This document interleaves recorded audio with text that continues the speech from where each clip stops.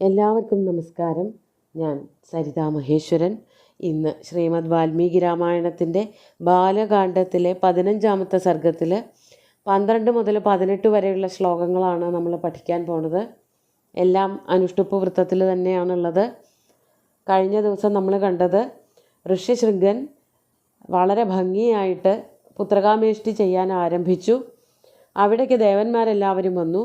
ദേവന്മാരെല്ലാവരും കൂടിയിട്ട് ബ്രഹ്മാവിനോട് രാവണനെ പറ്റി പറയാണ്. രാവണൻ അങ്ങല്ലേ വരം കൊടുത്തത്. ഇപ്പോൾ രാവണൻ എല്ലാവരെയും ഉപദ്രവിച്ചുകൊണ്ട് ആക്രമണകാരിയായിട്ട് വാഴുകയാണ്. ആ രാവണനെ വധിക്കാനുള്ള എല്ലാ ഉപായങ്ങളും കണ്ടെത്തണം എന്ന രീതിയിൽ അഭ്യർത്ഥിക്കുകയാണ് ചെയ്തത്. നമുക്ക് 12-ാമത്തെ ശ്ലോകം മുതൽ തുടങ്ങാം. ഏവമുക്തസുരൈ സർവൈശ്ചിന്തയിത്വാ തതോ ബ്രവീത് ഹന്തായം വിദിതസ്തസ്യ വധോപായോ ദുരാത്മന. ഈ ദേവന്മാരെല്ലാവരും കൂടി ഇങ്ങനെ പറഞ്ഞപ്പോൾ ബ്രഹ്മാവ് കുറച്ചു നേരം ഇങ്ങനെ ആലോചിച്ചിരുന്നു. അത് കഴിഞ്ഞിട്ട് പറയാണ്, ഹന്ത വധോപായ ദൃഷ്ട അല്ലെങ്കിൽ വിദിത. ആ രാവണനെ വധിക്കാനുള്ള ഉപായം ഇതാ ഞാൻ കണ്ടെത്തിയിരിക്കുന്നു. അതാണ് ഏവമുക്തസുരൈഹി സർവൈഹി.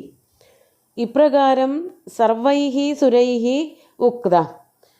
ദേവന്മാർ എല്ലാവരും കൂടി ചേർന്ന് ഇപ്രകാരം ദേവന്മാരാൽ പറയപ്പെട്ടവനായിട്ടുള്ള ബ്രഹ്മാവ് ചിന്തയിത്വ കുറച്ചു നേരം ആലോചിച്ചിട്ട് തത അബ്രവീത് എല്ലാവരോടും കൂടിയിട്ട് മറുപടി പറഞ്ഞു. എന്താ പറയണത്? തസ്യ ദുരാത്മന വധോപായ വിദിത അയം വധോപായ വിദിത ഹന്ത. ആ ദുരാത്മാവിനെ, ദുഷ്ടനായിട്ടുള്ള രാവണനെ എങ്ങനെ വധിക്കണം എന്നുള്ളതിൻ്റെ ഒരു വഴി എനിക്ക് തോന്നുന്നുണ്ട്. എങ്ങനെയാണ് രാവണനെ വധിക്കേണ്ടത്, എങ്ങനെയാണ് അതിനുള്ള പദ്ധതികൾ ആവിഷ്കരിക്കേണ്ടത് എന്നുള്ളത് ഇപ്പോൾ എനിക്ക് മനസ്സിലായി. അതിനാണ് കുറച്ച് നേരം ആലോചിച്ചിരുന്നത്.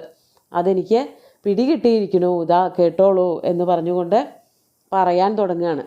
വിസ്തരിച്ച് പറയാണ്. 13-ാമത്തെ ശ്ലോകം നോക്കാം. തേന ഗന്ധർവയക്ഷാണാം ദേവതാനാം ച രക്ഷസാം അവധ്യോസ്മീതി വാഗുക്ത തഥേത്യുക്തം ച തന്മയാ. രാവണൻ തപസ് ചെയ്ത് വരം വാങ്ങിയിട്ടുണ്ടല്ലോ ബ്രഹ്മാവിൻ്റെ കയ്യിൽ നിന്ന്. എന്തായിരുന്നു ആ വരം എന്നുള്ളത് പറയാണ്. തേന രാവണേന, ആ രാവണനാൽ ഗന്ധർവയക്ഷാണാം ദേവതാനാം രക്ഷസാം ച അവധ്യ അസ്മി ഇതി വാക് ഉക്ത. തേന വാക് ഉക്ത. ആ രാവണൻ ഇപ്രകാരമാണ് പറഞ്ഞത്. അയാൾ എന്നോട് ആവശ്യപ്പെട്ടത് ഇതാണ്. എന്താണ്? ഗന്ധർവന്മാർ, യക്ഷന്മാർ, ദേവന്മാർ, രാക്ഷസന്മാർ ഇവരുടെ കൈകൊണ്ടൊന്നും ഞാൻ വധിക്കപ്പെടാൻ പാടില്ല. അവധ്യ അസ്മി ഇതി വാക് ഉക്ത. എന്നോട് ആവശ്യപ്പെട്ടത് ഇത് മാത്രമേ ഉള്ളൂ. ദേവന്മാർ, ഗന്ധർവന്മാർ, യക്ഷന്മാർ, രാക്ഷസന്മാരൊന്നും എന്നെ വന്ന് വധിക്കരുത് എന്നുള്ള വരമാണ് എന്നോട് ചോദിച്ചു വാങ്ങിയിരിക്കുന്നത്. അപ്പോൾ ഞാൻ എന്താ പറഞ്ഞത്? മയാ തഥാ ഇതി ഉക്തം ച. അത് കേട്ടപ്പോൾ അങ്ങനെ ആവട്ടെ, അങ്ങനെ തന്നെ ആവട്ടെ എന്ന് ഞാൻ അനുഗ്രഹിക്കുകയുമാണ് ഉണ്ടായത്. അപ്പോൾ അതിൽ പെടാത്തൊരു കൂട്ടരുണ്ടല്ലോ, അവരാരാണ് എന്നുള്ളതാണ് അടുത്ത ശ്ലോകത്തിൽ പറയുകയാണ്. വളരെ വേഗം പറഞ്ഞു പോവാവുന്ന ശ്ലോകങ്ങളാണ് ഈ കഥകളൊക്കെ. നമുക്കറിയാം, വാക്കുകളും ഒട്ടും ബുദ്ധിമുട്ടുള്ളതല്ല. വാൽമീകി വളരെ ലളിതമായിട്ടുള്ള രചനാശൈലിയുടെ ആളാണ്, കവിയാണ്. വളരെ അപൂർവം ഭാഗങ്ങളിൽ മാത്രമേ കടുപ്പമുള്ള വാക്കുകളൊക്കെ കാണാൻ പറ്റുള്ളൂ. അപ്പോൾ നമുക്ക് 14-ാമത്തെ ശ്ലോകം നോക്കാം. നാകീർത്തയദവജ്ഞാനാത് തദ്രക്ഷോ മാനുഷാംസ്തദാ തസ്മാത് സമാനുഷാദ്വധ്യോ മൃത്യുർനാന്യോസ്യ വിദ്യതേ. കഴിഞ്ഞ ശ്ലോകത്തിൽ പറഞ്ഞത് രാവണൻ ആരുടെ കൈകൊണ്ടൊന്നും വധിക്കപ്പെടാൻ പാടില്ല എന്നുള്ളതാണല്ലോ. അപ്പോൾ അത്രയും പേരെ എടുത്തു നോക്കുമ്പോൾ നമുക്ക് മനസ്സിലാക്കാൻ പറ്റും, മനുഷ്യരാൽ വധിക്കപ്പെടരുത് എന്ന് രാവണൻ ആവശ്യപ്പെട്ടിട്ടില്ല. ബ്രഹ്മാവിനോട് അങ്ങനെ ഒരു വരം ചോദിച്ചിട്ടില്ല. അപ്പോൾ ഇവിടെ പറയാണ്, എന്തായിരിക്കാം അതിന് കാരണം? നാകീർത്തയദവജ്ഞാനാത് തദ്രക്ഷോ മാനുഷാംസ്തദ. മാനുഷാൻ തദ എന്ന് പറഞ്ഞാൽ ആ വരം വാങ്ങിയ സമയത്ത് അവജ്ഞാനാത്, അവജ്ഞ കൊണ്ട്, പുച്ഛം കൊണ്ട്, അയ്യോ കുറച്ചിൽ വരും എന്ന് വിചാരിച്ചിട്ടാണോ എന്നറിയില്ല. തദ്രക്ഷ, ആ രാക്ഷസൻ, അത് നപുംസകലിംഗാണ്. രക്ഷ രക്ഷസി രക്ഷാംസി എന്നാണ് വാക്ക് വരുന്നത്. രാക്ഷസൻ എന്ന് തന്നെയാണ് അർത്ഥം. രാവണൻ, ഇവിടെ രാവണനെയാണ് ഉദ്ദേശിക്കുന്നത്. ആ രാവണൻ എന്ത് ചെയ്തില്ല? മാനുഷന്മാരിൽ നിന്ന് മാനുഷാൻ ന അകീർത്തയത്, മനുഷ്യരുടെ ആരുടെയും പേര് പറഞ്ഞ് ആവശ്യപ്പെട്ടിട്ടില്ല. അതായത് ഈ മനുഷ്യരുടെ കയ്യിൽ നിന്ന് മരണമുണ്ടാവരുത് എന്ന് രാവണൻ ആവശ്യപ്പെട്ടിട്ടില്ല. അതെന്തുകൊണ്ടാണ്? അവരൊക്കെ മഹാകീടങ്ങൾ പോലെ, തന്നെക്കാളും ഒക്കെ എത്രയോ ചെറിയവരാണ്. ശക്തിയില്ല, ബുദ്ധിയില്ല, കഴിവില്ലാത്ത ആൾക്കാരാണ് മനുഷ്യർ. അവരുടെ കയ്യിൽ നിന്ന് മരണം ഉണ്ടാവില്ല എന്ന് തന്നെ ഉറച്ചു വിശ്വസിച്ചിട്ടാണ് രാവണൻ അവരെ പറ്റിയിട്ടൊന്നും പറയാഞ്ഞത്. ബാക്കി എല്ലാവരെ പറ്റിയും പറഞ്ഞിട്ടുണ്ട്. ഗന്ധർവന്മാരുടെ പേര്, യക്ഷന്മാർ, ദേവതകൾ, അല്ലെങ്കിൽ ദേവന്മാർ, രാക്ഷസന്മാർ, ഇവരുടെ കൈകൊണ്ടൊന്നും വധിക്കപ്പെടരുത് എന്ന് മാത്രമേ ആവശ്യപ്പെട്ടിട്ടുള്ളൂ. മനുഷ്യരുടെ കൈകൊണ്ട് മരണമുണ്ടാവരുത് എന്ന് രാവണൻ ബ്രഹ്മാവിനോട് വരം ചോദിച്ചിട്ടില്ല. അവജ്ഞ കൊണ്ടാണ്, പുച്ഛം കൊണ്ടാണ് മനുഷ്യരെ. അതുകൊണ്ട് തസ്മാത് സമാനുഷാത് വധ്യ, അതുകൊണ്ട് ബ്രഹ്മാവ് പറയാണ് ആ രാവണൻ മനുഷ്യനാൽ തന്നെ വധിക്കപ്പെടണം. മനുഷ്യനാവണം അവനെ വധിക്കേണ്ടത്, വേറെ ആരെ കൊണ്ടും വധിക്കാൻ പറ്റില്ല.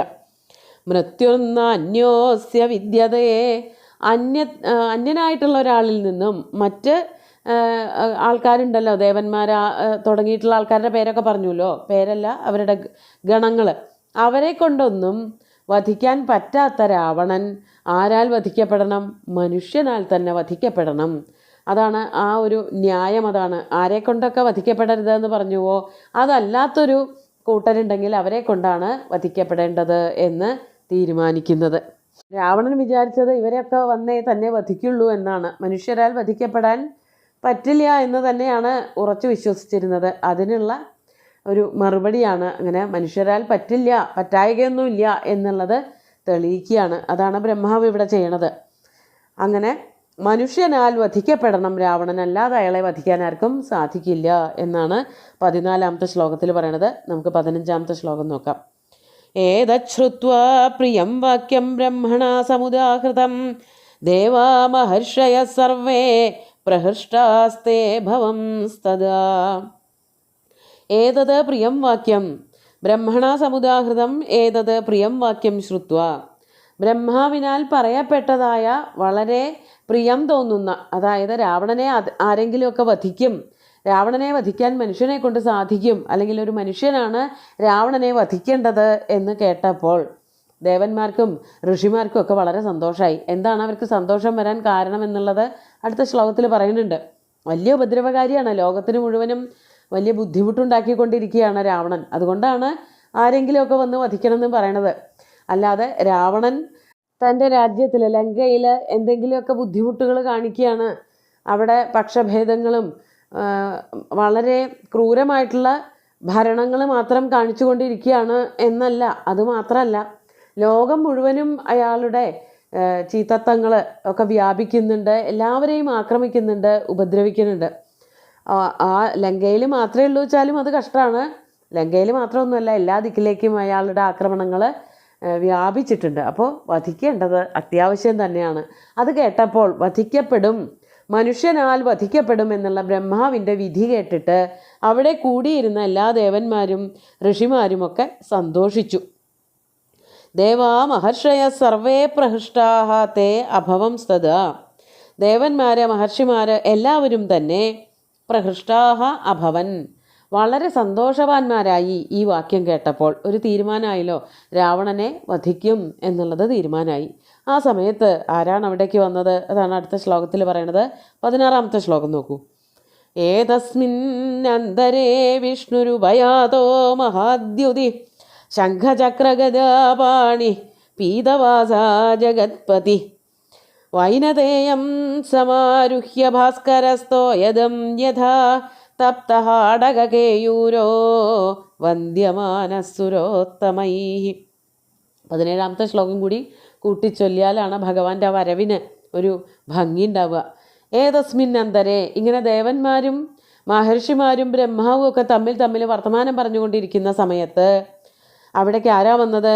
വിഷ്ണു ഉപയാത, ഭഗവാൻ മഹാവിഷ്ണു അവരുടെ അടുത്തേക്ക് വരുണ്ടായി. അതാണ് മഹാദ്യുതി. പിന്നെ പറയണ വിശേഷണങ്ങളൊക്കെ ഭഗവാന്റെയാണ്. മഹാതേജസ്വിയായിട്ടുള്ള ശംഖചക്രഗദ പങ്കജങ്ങൾ കയ്യിൽ ധരിക്കുന്നവനായ മഞ്ഞപ്പട്ടുടയാട ചാർത്തിയവനായ ജഗത്പതിയായിട്ടുള്ള ഭഗവാൻ മഹാവിഷ്ണു അവരുടെ ഇടയിലേക്ക് അല്ലെങ്കിൽ അവരുടെ അടുത്തേക്ക് ആ യാഗസന്ദർഭത്തിലേക്ക് എത്തിച്ചേരുകയുണ്ടായി. എങ്ങനെയാണ് ഭഗവാൻ വന്നത്? വൈനതേയം സമാരുഹ്യ ഭാസ്കരസ്തോയദം യഥാ. ഭാസ്കരൻ എന്ന് പറഞ്ഞാൽ സൂര്യനാണ്. സൂര്യൻ മേഘത്തിൻ്റെ പുറത്തേറി വരുന്നത് പോലെ ഭാസ്കര തോയദം യഥാ, എപ്രകാരമാണോ യഥാ ഭാസ്കര തോയദം, ഭാസ്കരൻ സൂര്യൻ മേഘത്തിൻ്റെ മുകളിലേറി വരുന്നത്, തഥാ അപ്രകാരം വൈനതേയം സമാരുഹ്യ, ആ കറുത്ത നല്ല സുന്ദരനായിട്ടുള്ള വൈനതേയൻ വിനതായാഹ പത്യം പുമാൻ ഗരുഡൻ്റെ പുറത്തേറിയിട്ട് ഭഗവാൻ വരാണ്. തപ്തഹാടകേയൂരോ സുരോത്തമൈഹി വന്ദ്യമാനഃ.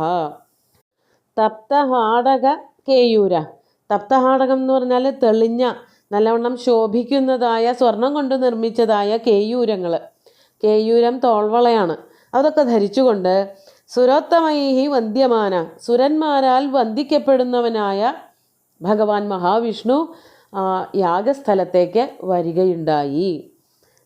വിഷ്ണു ഉപയാത, അങ്ങനെയൊക്കെയുള്ള വിഷ്ണു ഭഗവാൻ അവിടേക്ക് വന്നു ചേർന്നു. അങ്ങനെ വന്നപ്പോൾ എന്താ ഉണ്ടായത്? 18ാമത്തെ ശ്ലോകം കൂടി നോക്കാം. ബ്രഹ്മണാ ച സമാഗത്യ തത്ര തസ്ഥൗ സമാഹിത തമബ്രുവൻ സുരാ സർവേ സമഭിഷ്ടൂയ സന്നതാ. ബ്രഹ്മാവ് ഭഗവാനെ കണ്ട ഉടനെ തന്നെ വന്ദിക്കാൻ വേണ്ടിയിട്ട് നേരെ അങ്ങോട്ട് എതിരേൽക്കാനായിട്ട് ചെന്നു. അങ്ങനെ ബ്രഹ്മാവിനോട് കൂടിയിട്ട് കാര്യങ്ങളൊക്കെ ശ്രദ്ധിച്ച്, ബ്രഹ്മാവിനോട് കൂടി പറഞ്ഞ് മനസ്സിലാക്കിയിട്ട് കാര്യങ്ങളൊക്കെ ശ്രവിച്ചിട്ട് സമാഹിത ചിത്തനായിട്ട് മനസ്സൊക്കെ സമാധാനമാക്കി വച്ചിട്ട് തമബ്രുവൻ സുരാ സർവേ സമഭിഷ്ടൂയ സന്നതാഹ, അവിടെ ഒരുമിച്ച് വന്നരുളിയവരായിട്ടുള്ള ബ്രഹ്മാവിനോടും ഭഗവാൻ മഹാവിഷ്ണുവിനോടും കൂടിയായിട്ടാണ് ദേവന്മാർ പറയണത്. പ്രത്യേകിച്ച് ഭഗവാൻ മഹാവിഷ്ണുവിനോട്. അതാണ് തം അബ്രുവൻ സർവേ സുരാഹ, ഭഗവാനെ വന്ദിച്ച് കുമ്പിട്ട്, അതാണ് സന്നതാഹ സമഭിഷ്ടൂയ, വണങ്ങി താണു വീണു വണങ്ങി ഭഗവാനെ കണ്ടതിലുള്ള സന്തോഷത്തോടു കൂടിയിട്ട് കാൽക്കൽ വീണ് നമസ്കരിച്ചുകൊണ്ട് തം സുരാഹ സർവേ അബ്രുവൻ, ദേവന്മാരെല്ലാവരും ഇപ്രകാരം ഭഗവാനോട് പറഞ്ഞു. എന്താണ് പറയണത് എന്നുള്ളത് അടുത്ത ദിവസം നോക്കാം. ഇന്നത്തെ ശ്ലോകങ്ങൾ ഒന്നുകൂടി ചൊല്ലി നോക്കാം. ഏവമുക്തസുരൈ സർവൈശ്ചിന്തയിത്വാ തതോ ബ്രവീദ് ഹന്തായം വിദിതസ്തസ്യ വധോപായോ ദുരാത്മന തേന ഗന്ധർവയക്ഷാണാം ദേവതാനാം ച രക്ഷസാം അവധ്യോസ്മീതി വാഗുക്ത തഥേത്യുക്തം ച തന്മയാ നാകീർത്തയദവജ്ഞാനാത് തദ്രക്ഷോ മാനുഷാംസ്തദാ തസ്മാത് സമാനുഷാത് ബദ്ധ്യോ മൃത്യുർനാന്യസ്യ വിദ്യതേ ഏതശ്രുത്വാ പ്രിയം വാക്യം ബ്രഹ്മണാ സമുദാഹൃതം ദേവാ മഹർഷയഃ സർവേ പ്രഹൃഷ്ടാസ്തേ ഭവംസ്തദാ ഏതസ്മിന്നന്തരേ വിഷ്ണുരുപയാതോ മഹാദ്യുതി ശംഖചക്രഗദാപാണിഃ പീതവാസാ ജഗത്പതി വൈനതേയം സമാരുഹ്യ ഭാസ്കരസ്തോയദം യഥാ തപ്തഹാടകേയൂരോ വന്ദ്യമാനഃസുരോത്തമൈഃ ബ്രഹ്മണാ ച സമാഗത്യ തത്ര തസ്ഥൗ സമാഹിത തമബ്രുവൻ സുരാ സർവേ സമഭിഷ്ടൂയ സന്നതാ. ഇനി ദേവന്മാരെന്തൊക്കെയാണ് പറയണത്, ഭഗവാൻ എന്താണ് മറുപടി പറയണത് എന്നുള്ളതൊക്കെ അടുത്ത ദിവസങ്ങളിൽ കാണാം. സുന്ദരമായിട്ടുള്ള ശ്ലോകങ്ങൾ ഭഗവാൻ ശ്രീരാമചന്ദ്രൻ്റെ കാൽക്കൽ അർപ്പിച്ചുകൊണ്ട് ഗുരുവായൂരപ്പനെ സാഷ്ടാംഗം നമസ്കരിച്ചുകൊണ്ട് എല്ലാവർക്കും ശുഭദിനം നേർന്ന് നിർത്തട്ടെ. നന്ദി.